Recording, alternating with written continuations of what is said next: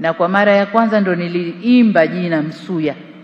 Kabla hapo nilikuwa nalisoma tu kwenye somo la siasa siku hizo wanaita civics.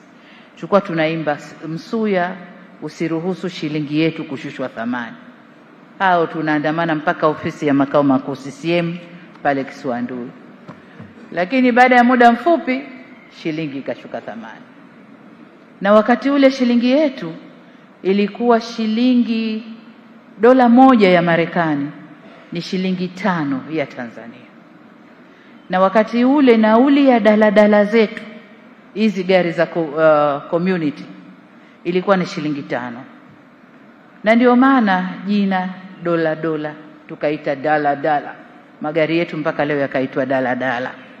Kwa sababu nauli ilikuwa shilingi 5 na ndio ilikuwa thamani ya shilingi yetu kwa dola ya Marekani.